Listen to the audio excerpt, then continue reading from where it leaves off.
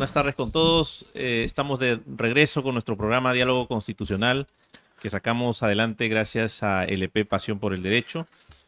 Hoy vamos a conversar sobre un tema que ha sido recurrente en los últimos tiempos, pero al que no le hemos dedicado todavía un programa especial.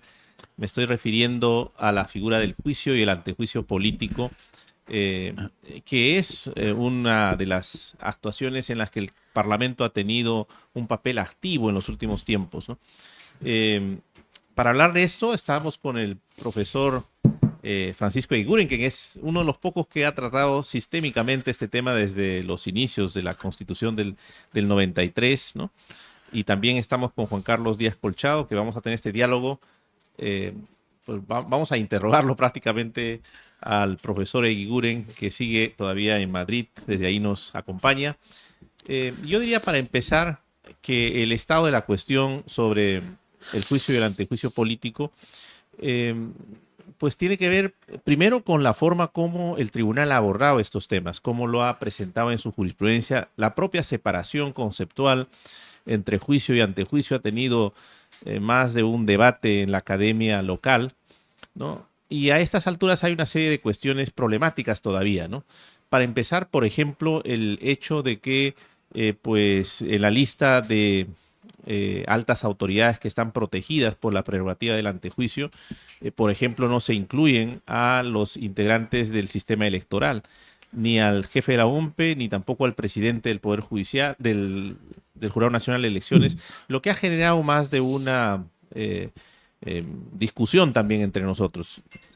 Nosotros mismos, en alguna ocasión, asesorando al presidente del Jurado Nacional de Elecciones, hemos sostenido que en buena hora que el presidente esté, sobre todo en el contexto político actual, al margen de estas intervenciones del Parlamento. El Parlamento ha sido, sin embargo, un tanto obstinado en su intención de procesarlo políticamente al presidente del Jurado Nacional de Elecciones, ¿no?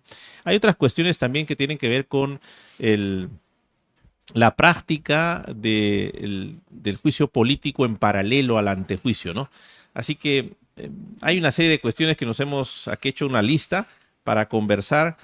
Quisiera empezar dándole la palabra al doctor Francisco Eguiguren. Como decía, él ha trabajado este tema, es uno de los especialistas en nuestro país que ha dedicado a esta parte de la Constitución buena parte de sus trabajos en los últimos años y ha estado activamente reflexionando y discutiendo la evolución del juicio y el antejuicio político en nuestro país. Tal vez, estimado Pancho, podemos empezar planteando el estado de la cuestión, cómo estamos hasta este punto, las distinciones conceptuales que ha hecho el tribunal, tu balance, y en base a lo que vas planteando vamos conversando. Muy bien.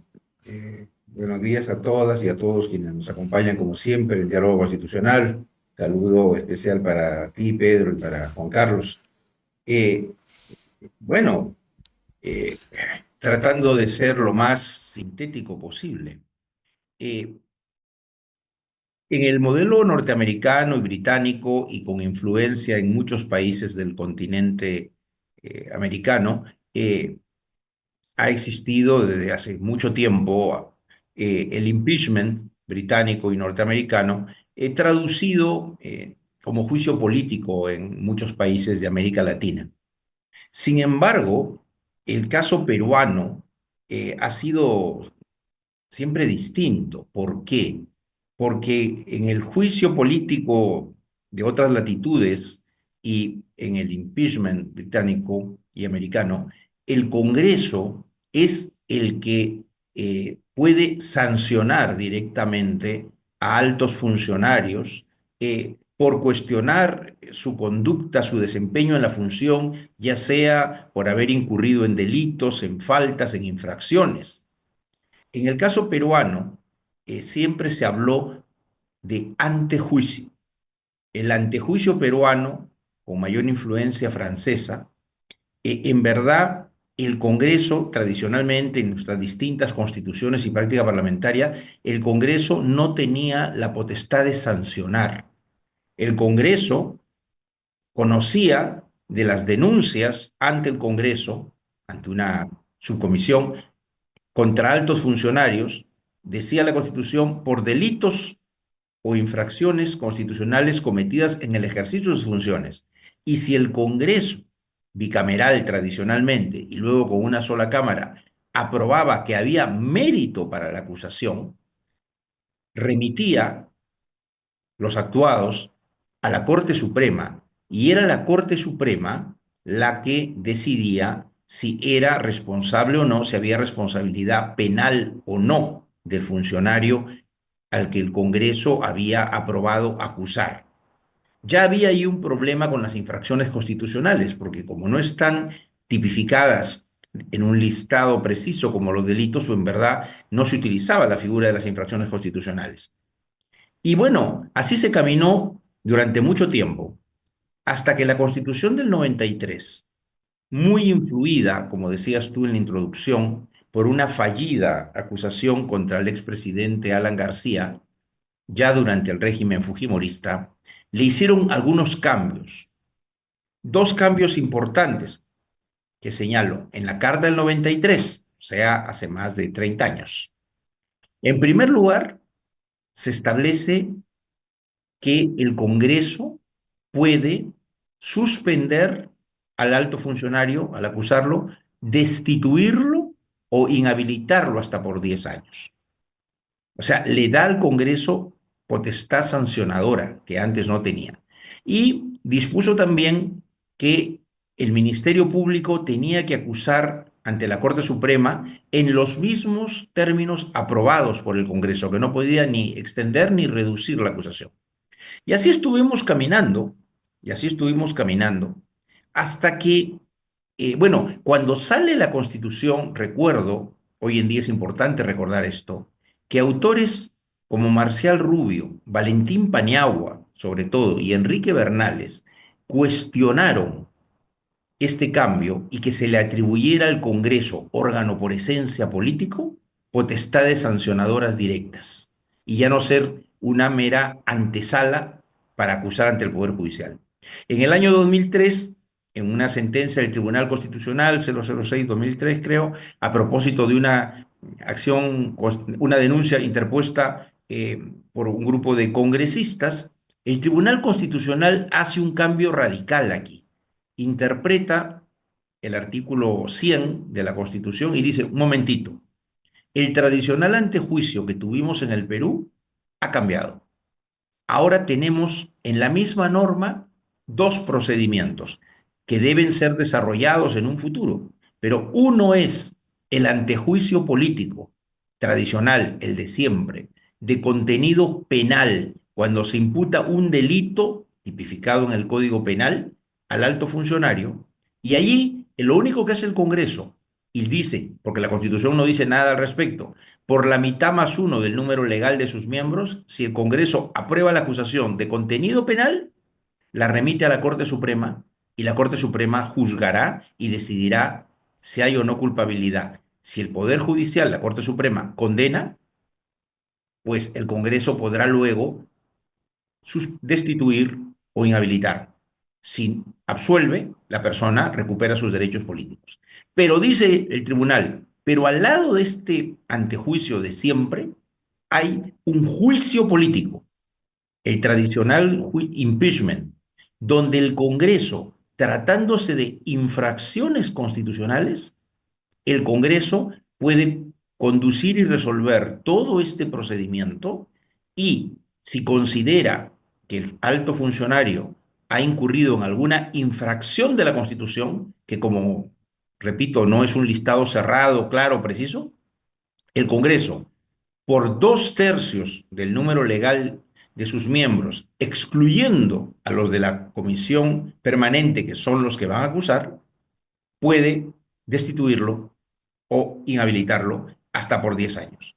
En concreto, entonces, hay una amplitud y hasta una ambigüedad sobre cuáles son las infracciones constitucionales y cuál puede ser el criterio para graduar una inhabilitación de hasta 10 años, y es el Congreso, órgano político, que si tiene los votos, pues aplique esta sanción y para terminar aquí esta introducción, diría que ahí se ha presentado el problema que vaticinaban Paniagua, Rubio, Bernales, ¿no? Y que algunos quizás tampoco vimos tan claro en ese momento, ¿no? Cuando el Congreso, ejerciendo su poder político, puede instrumentar no tanto el antejuicio que va a la Corte Suprema, aunque puede suspender al funcionario y cuánto tiempo permanecerá separado, sino el juicio político para utilizarlo como un mecanismo de represalia, no solo contra quienes deberían ser sancionados e inhabilitados, sino también contra opositores políticos o contra funcionarios que se han mantenido firmes, incólumes frente a los designios del Congreso, ¿no? Y ese es un poco el problema que hoy se vive, los abusos en instrumentar denuncias constitucionales y eventuales juicios políticos y las sanciones a veces más amplias de inhabilitaciones para ejercer cualquier derecho o función pública o política, ¿no? Esa sería mi introducción. Muy interesante, Pancho, porque creo que nos das el marco adecuado para ahora pues hacer una suerte de interrogatorio, ¿no? Plantearte algunas cuestiones a la luz de la problemática que estamos viviendo, el uso político que ya, como bien has adelantado, el uso político del juicio político, ¿no? Empezamos con Juan Carlos, que te va a hacer algún comentario, alguna pregunta, y haré lo propio y tal vez haremos como un par de rondas en ese sentido. Planteamos temas y nos vas comentando. Claro, muchas gracias Pedro por el pase. Francisco, ¿qué tal? Gusto saludarte nuevamente a través del programa Diálogo Constitucional. Y bueno, aquí creo que más que como colega o profesor, estoy como estudiante que vamos a aprender contigo. Y recuerdo muy bien, claro, que el primer caso de un juicio político que permitió un primer nivel de control por parte de jueces, lastimosamente no a nivel nacional, sino a nivel interamericano, fue el caso del Tribunal Constitucional contra el Perú, ¿no? En el cual, como recordamos, los entonces magistrados de la Reboredo, Manuel Aguirre Roca y Guillermo Reiterri del Tribunal Constitucional, al haber aplicado un control difuso sobre la ley de interpretación auténtica que posibilitó en su momento una tercera reelección de Fujimori, ¿no? En el año 2000 fueron sometidas a juicio político por el Congreso de entonces, dominado por la mayoría de Cambio 90, nueva mayoría, valga la redundancia. Y este caso permitió que la Corte Interamericana estableciera algunos estándares de debido proceso que luego se han incorporado en jurisprudencia del Tribunal Constitucional posterior. ¿Cuáles crees tú que debieran de ser estos estándares que debiéramos de tener en cuenta para efectos de, primero, quizás más como ciudadanos que como abogados, estar un poco observadores de este uso instrumental que tiene o viene haciendo uso el Congreso para luego eventualmente, ¿no?, poder buscar algún tipo de control judicial, ya sea en sede interna o en sede interamericana? Si me permites, Pancho, antes de que intervengas, yo complemento con alguna reflexión y alguna pregunta adicional en esta línea, ¿no? Es decir, la Corte efectivamente ya ha tenido ocasión de mirar el juicio político peruano y exigirle algunas, eh, digamos, unos estándares mínimos a la actuación del Parlamento cuando instaura este tipo de procedimientos en el seno del Parlamento. Pero, por ejemplo, no se ha discutido, y esta sería la pregunta que puntualmente yo te plantearía. Yo hace un tiempo vengo también dándole vuelta a esto y me parece que en el sistema interamericano pues hay una serie de elementos y argumentos que se pueden reunir como para sostener, al menos esto es lo que a mí hace un tiempo me viene persuadiendo la idea de que en el marco de la convención y en particular y de manera más concreta en el marco de lo que establece el artículo 23 de la convención, la inhabilitación se presenta problemática, ¿no? Porque se trata de derechos políticos, en algunos casos directamente estamos hablando de autoridades que provienen de elección popular, por ejemplo, en el caso del presidente de la República, ¿no? Los ministros de Estado, bueno, son funcionarios designados por el gobierno, ¿no? Pero también podría ser el caso de los propios congresistas incluso, ¿no? De la República, ¿no? Infracciones, como bien lo has dicho, que no están establecidas en la Constitución. La Constitución tiene una cantidad enorme de tipos de normas, algunas más acotadas que otras, pero que pueden, en el marco sobre todo de confrontación política, utilizarse el procedimiento del juicio político para la cancelación de los enemigos políticos, ¿no? Y entonces el artículo 23, en una lectura, digamos, básica, lo que nos viene a decir es que la restricción de derechos políticos, ya digo, al menos para estos funcionarios que provienen de elección popular, requiere necesariamente sentencia de juez competente, los términos que utiliza el artículo 23, ¿no? No hay ahí, digamos, una posibilidad de ampliar, porque sería una interpretación que amplía los efectos de ese 23, la posibilidad de restringir derechos políticos, ¿no?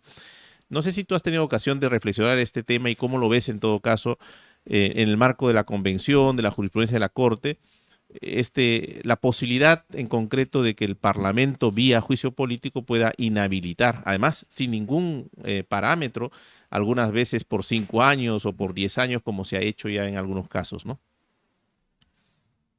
A ver, son varias cosas. Me tomaría bastante responder las dos preguntas. Voy a decir algunas cosas sin poder agotarlas, ¿no? Porque son preguntas muy acuciosas, muy claves. Nos vamos primero, dejando para después el sistema interamericano. Eh, a ver, yo creo que lo que advirtieron Paniagua, Rubio Bernales hace muchos años, es el kit del problema, ¿no? Y claro, el Congreso es un órgano político.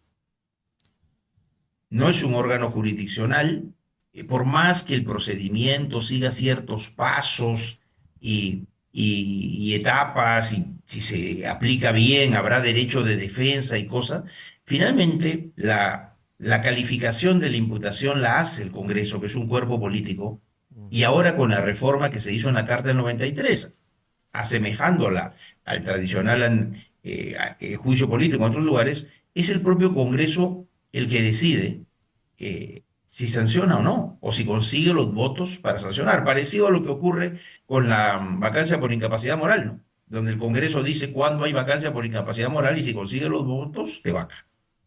Porque lo que hemos visto en los últimos tiempos, pues es una muy grosera y hasta simplona a veces imputación de infracciones constitucionales. Como la Constitución es una norma amplia, una norma general. Por ejemplo, en un caso que hemos conocido por nuestra defensa jurídica de la doctora Zoraida Ábalos, ¿no? ¿Cuál fue la infracción constitucional que le imputaron a ella? Se citaba un artículo de la Constitución que lo que dice es que el Ministerio Público, eso que ahorita se acaban de olvidar los congresistas, ¿no? Que el Ministerio Público es el titular de la acción penal y que dirige desde el inicio esta acción penal. ¿Ok? Esa era la norma. ¿Qué dijeron? Que cuando Zoraida Ábalos abrió investigación en su momento contra el presidente Vizcarra y luego el presidente Castillo y suspendió respecto a ellos el desarrollo de la investigación hasta que concluyan su mandato, como señalaba el artículo 117 de la Constitución, había cometido una infracción constitucional, porque no lo había acusado.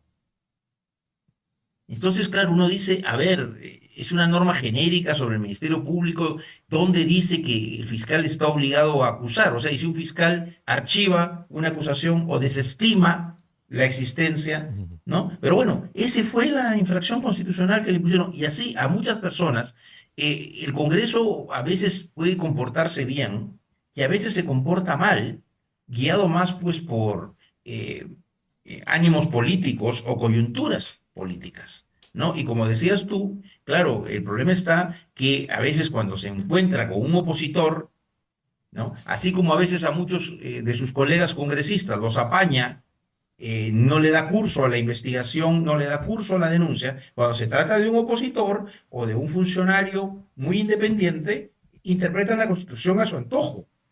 Y ahí hay un problema concreto que es difícil resolver a nivel de norma. ¿Cuál era el contrapeso, la garantía, entre comillas, de mayor control interorgánico en el antiguo sistema? Bueno, el Congreso puede acusar, pero el Poder Judicial, la Corte Suprema, juzgará.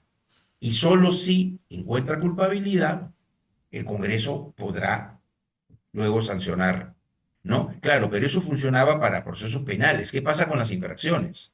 Yo en su momento me consideré que era válida la interpretación que había hecho el Tribunal Constitucional cuando dijo también hay juicio político junto al antejuicio. Mirando la experiencia, creo que esto habría que revisarlo. No es bueno, quizás quienes sabían más que yo y tenían experiencia, sobre todo como Valentín Paniagua, que era un experto en este tema, pues sí, pues vieron con preocupación darle este poder sancionador directo. Y luego hay otro tema que decías tú, Pedro, ¿no? Porque tradicionalmente se entendía que no poder, la inhabilitación era para ejercer función pública, pero se entendía un poco la lógica de funcionario, ¿no? Que ya no podías ejercer un cargo público como funcionario. Pero cuando lo llevamos a eso, a lo que pueden ser cargos de elección popular, eso es distinto, es distinto.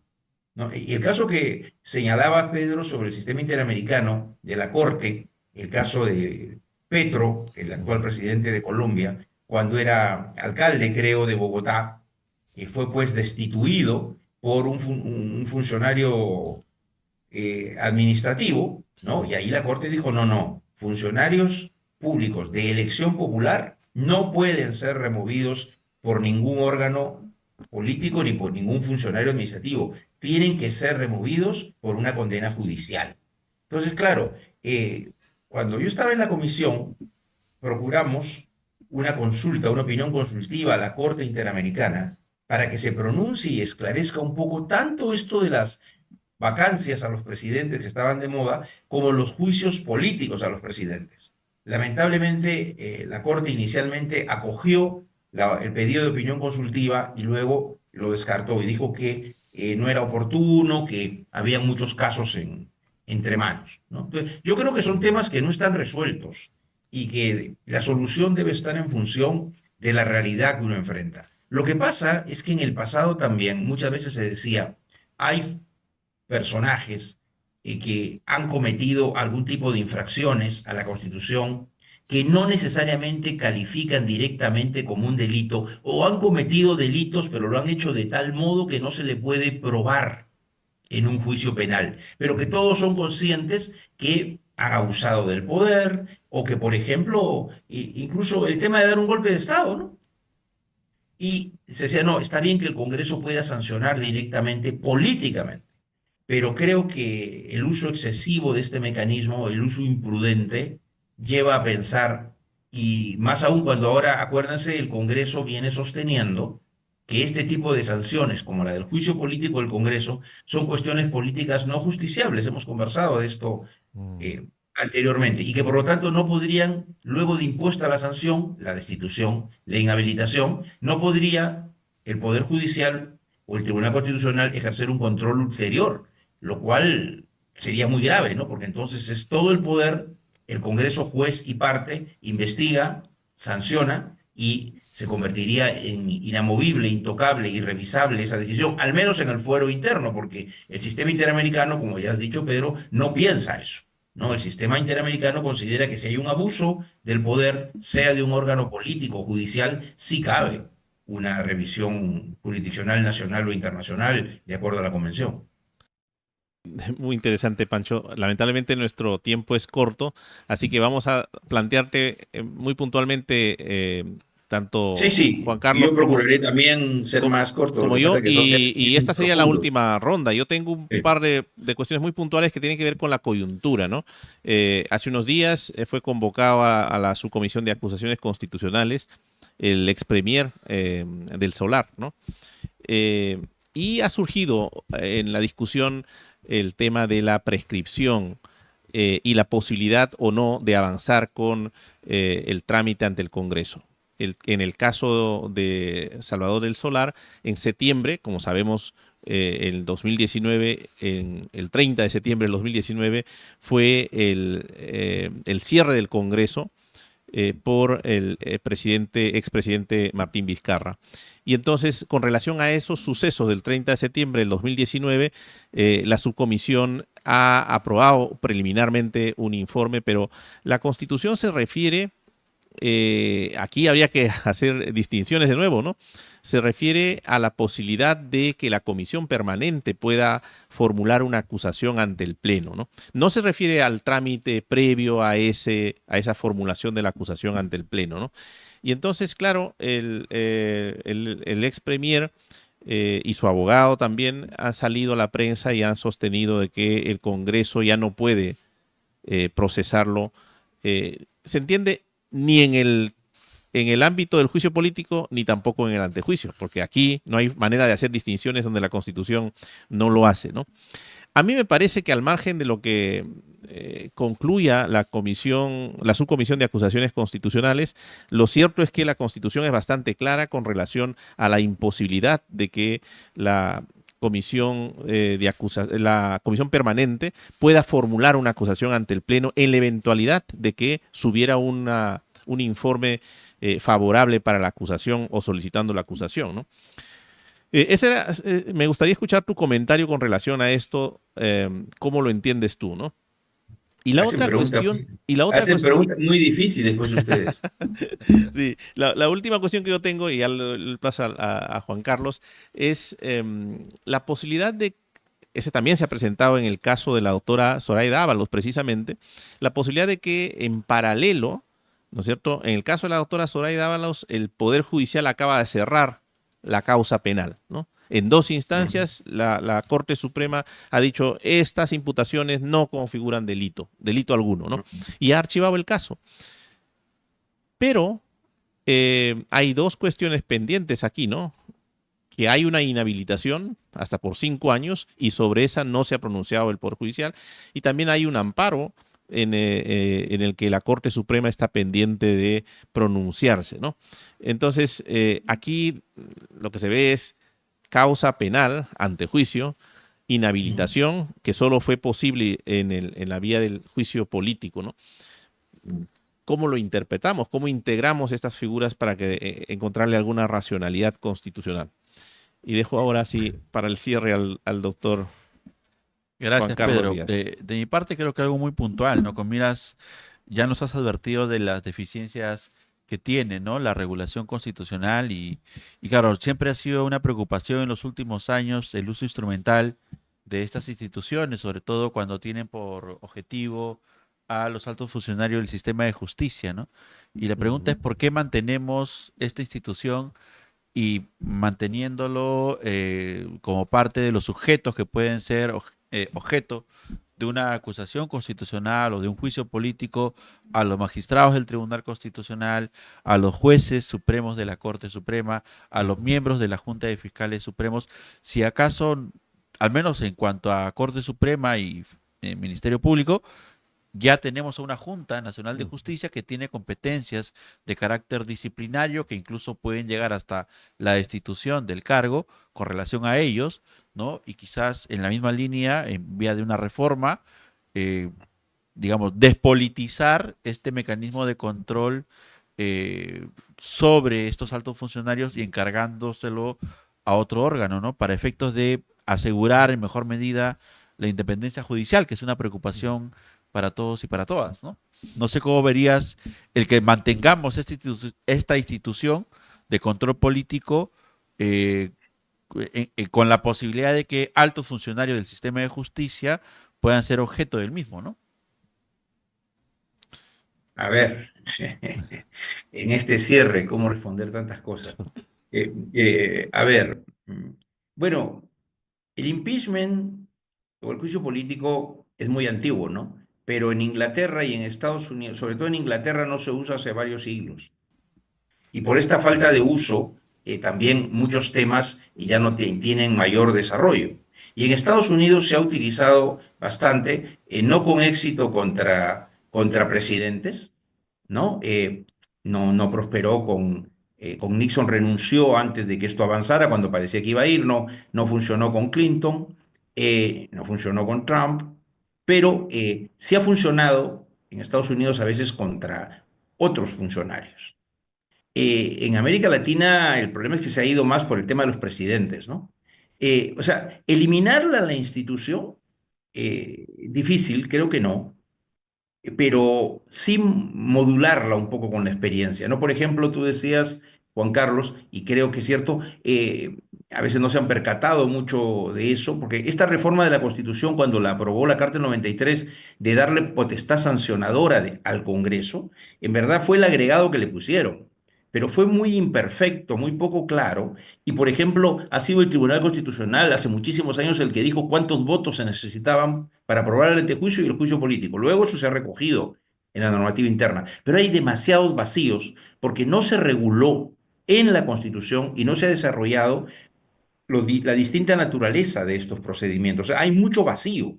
Y muchas de las preguntas que ustedes hacen, sí, pues, son vacío. Para empezar, el antejuicio nació como una prerrogativa de tipo procesal, para que un alto funcionario no pueda ser juzgado directamente como cualquier hijo de vecino, sino que previamente el Congreso tenía que dar pase con una aprobación a la acción penal ante la Corte Suprema. Así nació. O sea, era para proteger al alto funcionario y que ser dándole un fuero especial. Eso ha cambiado. Con el uso político, más bien, sobre todo el juicio político, se ha convertido para la mayoría de altos funcionarios un elemento de temer caer en manos del Congreso, que no va a tener el deber de la motivación o no la ejerce como la tendría que ejercer el Poder Judicial o la Corte Suprema, es estar en manos de la decisión política, de un órgano político. ¿No? Entonces, ha cambiado mucho esto y hay muchos puntos que no están claros. Por ejemplo, la Carta 93 dice que esta prerrogativa de acusación constitucional, es la palabra que usa la Constitución, dura 5 años, hasta 5 años de cesar en el cargo. No quiere decir que pasados esos 5 años ya quedas absuelto de cualquier cosa. Lo que quiere decir que pasados 5 años de que cesaste en el cargo, mientras estás en el cargo se puede, pero pasados 5 años de que cesaste en el cargo, se te trata como cualquiera. Ya no necesitas pasar por el antejuicio. Te pueden juzgar como cualquiera ante el Poder Judicial, ni siquiera ante la Corte Suprema. Pero ¿qué pasa con el juicio político?